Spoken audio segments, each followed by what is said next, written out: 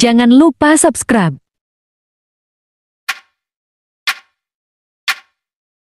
Tahukah kalian, inilah fakta di balik proklamasi.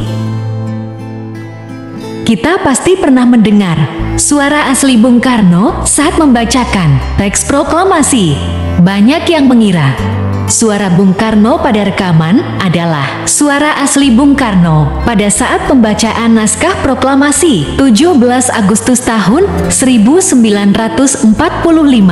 Padahal sebenarnya suara Bung Karno itu tidak direkam secara langsung ketika membacakan proklamasi, melainkan direkam sekitar tahun 1950 atau 5 tahun setelah kemerdekaan. Jika bukan karena Jusuf Ronodipuro yang merupakan pendiri RRE meminta Presiden Soekarno kembali merekam pembacaan teks proklamasi kemerdekaan, maka sekarang kita tidak mungkin mendengar suara Soekarno saat membacakan naskah proklamasi. Soekarno beranggapan pembacaan teks proklamasi hanya berlaku satu kali dan tidak bisa diulang, maka hanya akan dibacakan satu kali saja. Argumentasi Jusuf membuat Bung Karno berpikir ulang mengenai keputusannya. Akhirnya Bung Karno setuju suaranya direkam ulang pada saat membacakan naskah proklamasi.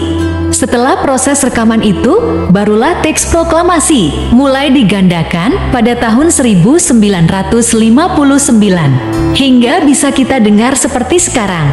Draft naskah proklamasi yang ditulis tangan oleh Bung Karno dan dibantu Bung Hatta dalam pemilihan kata-katanya.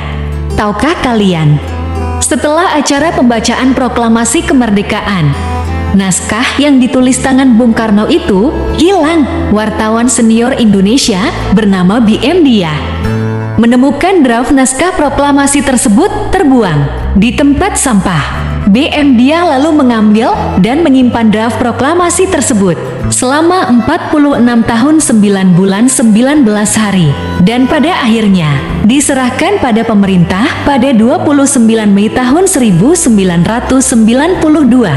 Mungkin tidak banyak yang tahu, Hari Proklamasi Kemerdekaan 17 Agustus tahun 1945 jatuh pada bulan Ramadan.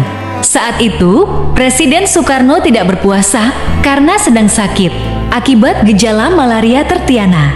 Ketika dibangunkan di pagi hari, beliau mengeluh badannya terasa seperti meriang. Setelah disuntik dan minum obat, ia kembali tidur dan bangun pada pukul 9 WIB untuk bersiap-siap memproklamirkan kemerdekaan Republik Indonesia.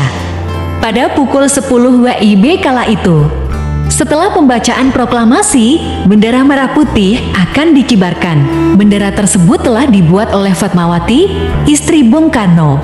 Akan tetapi, bendera yang dijahit Fatmawati itu dianggap kecil untuk dikibarkan. Akhirnya Fatmawati membongkar lemari mencari kain untuk menjahit bendera baru.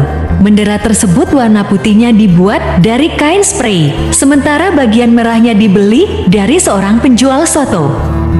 Semoga bermanfaat dan yang sudah subscribe, saya doakan semoga kita selalu dalam lindungan Allah Subhanahu wa Ta'ala.